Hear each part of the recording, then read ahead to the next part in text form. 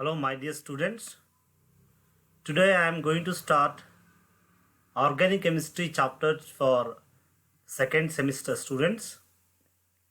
The first chapter in organic chemistry is aromatic hydrocarbons. In the previous semester, you studied some of the aspects of aromatic hydrocarbon. There you studied meaning of aromaticity and different types of aromatic compounds and Huckel's rule, criteria for aromaticity, and some of the chemical and physical properties of aromatic compounds you studied in the previous semester. In this semester, under this chapter, aromatic hydrocarbon, we are going to study only about benzene and benzene derivatives. Mainly in this chapter, we are going to discuss three important concepts. One is preparation of benzene and electrophilic substitutions of benzene, and finally oxidation of alkyl benzene. We are going to study these three concepts. So let us start one by one. Preparation of benzene. So before going to discuss preparation of benzene, I think in the laboratory you have seen benzene. So we are stored in a brown color bottle. So benzene usually it is a colorless liquid. It's a colorless liquid. It's a liquid in room temperature, and its melting point is 5.5 degrees Celsius. That is, if you decrease the temperature below 5.5, it is exist as a solid, and its boiling point is 800 degrees Celsius, and it has harsh smell. It burns with eye smoke if you done flame test. And the main source of benzene we obtained from petroleum industry, and it's a non-polar solvent, but we are not going to use it as a solvents. Even though it shows solvent properties, we are not prefer benzene because it is toxic, it is carcinogenic in nature, that is it causes cancer. Because of that, instead of benzene we are going to prefer toluene. These are some of the physical properties of benzene. Next, preparation of benzene. Because of its uses, we are going to prepare benzene in the laboratory. We can prepare benzene in 5 methods. The first one is we can prepare from benzoic acid. We can prepare benzene from phenol. We can prepare from diazonium salt. We can also prepare from acetylene and Grignard reagent. Let us see one by one. The first method of preparation of benzene is acetylene. So you know this acetylene. So this is a common name of ethine. You know the formula of ethine. So CH triple bond CH. This is ethine. And you also know that this acetylene is also used as a chemical for ripening of fruits. This acetylene can be used to prepare benzene through cyclic polymerization. You know linear polymerization.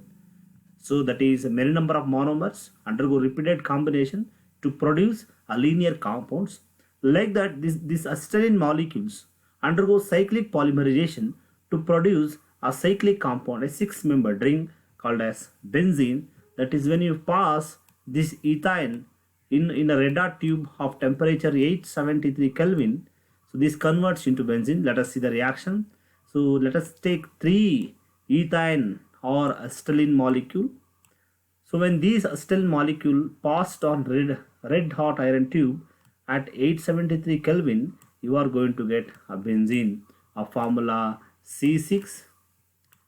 Yes, this is an example for additional polymerization. That means there are 6 carbon, 6 hydrogen completely undergo cyclization, that is cyclic polymerization. It gives benzene. This is the first method. So it's a very simple method through which we can prepare benzene. Second method is we can prepare benzene from benzoic acid. Benzoic acid, that is when benzoic acid is treated with sodium hydroxide. Base, benzoic acid is an acid. To test an acid, we are going to do test with sodium hydroxide. That is, if you take benzoic acid solution and to that add sodium hydroxide solution, if it is dissolved, so it indicates, so it is a first step. So if anything, if you decide or confirm whether it is an acid or base or an acid, you must dissolve that with a base. Then only this is not a good method. There are many methods are there, functional group test and litmus test, but this is a basic reaction through which we can identify the acid. So this is a benzoic acid because it has COOH group. This benzoic acid on react with sodium hydroxide, it gives sodium benzoate. Then the sodium benzoate further react with soda lime. You just observe this reaction. Okay, first this benzoic acid react with the sodium hydroxide. Here O minus H plus. So this H plus is replaced by sodium, and this H plus combined with this OH minus ion, it give water. And the Na plus combined with this O minus, it gives COONA. So this is called as sodium benzoate. This molecule is called as sodium benzoate. This sodium benzoate further react with soda lime. Soda lime is nothing but the mixture of sodium hydroxide and calcium oxide. Calcium oxide and sodium hydroxide is called as soda lime. This sodium benzoate on heating with soda lime, it gives benzene and sodium carbonate salt. You just look at here. In this reaction, what happened? If you eat with soda lime, at that moment, this COO group is eliminated from this sodium benzoate. That's why this reaction is called as decarboxylation reaction. The reaction which involves the removal of carbon dioxide, so that reaction is known as decarboxylation reaction. The decarboxylation takes place when you heat with soda lime. That is, when you heat with soda lime, so here there are two sodium, Na2 and CO3, Na2 CO. So you are going to get sodium carbonate. You are going to get sodium carbonate. So this is the byproduct in this reaction. So this is very simple, dear students. From benzoic acid, so first they are going to treat with base, it gives sodium benzoate. Then on heating sodium benzoate with soda lime, it is a mixture of sodium hydroxide and calcium oxide. So you are going to get what? This benzene and sodium carbonate. This is the second method of preparation. Let us see the next method, benzene diazonium salt. So these diazonium salts have very good synthetic applications. By using this diazonium salt, we can synthesize many compounds, and this diazonium salt, it gives good synthetic synthetic link to synthesize many organic compound containing different functional group. So in that sense, so we are going to prepare the benzene, the compounds of benzene by using diazonium salt. So first you must know how to prepare diazonium salt. This diazonium, the name itself indicate it contains diazo group. So in chemistry, if anything molecule containing nitrogen, N double bond N, this is called as azo group. There are two nitrogen, that's why it is called as diazo group, that is benzene diazonium chloride. So before going, now let us see the preparation of benzene diazonium chloride. So aniline is a fishy odor compound. When aniline react with nitrous acid, dear students, if it is HNO3, it is nitric acid, but it is HNO2, so HNO2 nitrous, oxidation of nitrogen changes, that's why the name also changes. This is a nitrous acid and this is nitric acid. Here aniline is react with a mixture of nitrous acid and HCl, it gives, so at 0 degrees Celsius, I think you are going to do this step in the laboratory. You are going to prepare this diazonium chloride in the laboratory. So there you are going to take aniline. So you are going to keep the aniline in a cold condition, and you are going to keep this mixture, reaction mixture, in a cold condition. Then you are going to mix, and you are going to run the reaction in a cold condition. You are going to get the product. So this is called as benzene diazonium chloride. You look at the composition of the benzene diazonium chloride. So here to the benzene, two N are directly attached. The structure is like that: N double bond, N Cl. This is a salt. So N plus Cl minus, and this is directly attached to the benzene ring. So this moiety attached. So this is called as benzene diazonium chloride. So by using this benzene diazonium chloride, we can prepare the benzene derivatives. So now let us see the benzene derivatives by using benzene diazonium chloride.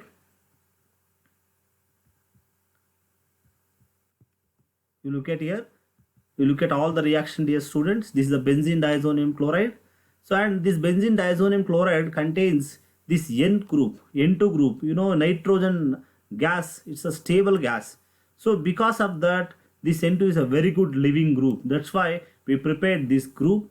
And this reaction is called as Sandmeyer reaction. That is the reaction which involves the preparation of benzene derivatives by using benzene diazonium chloride. So this is called as Sandmeyer reaction. Let us see the reaction.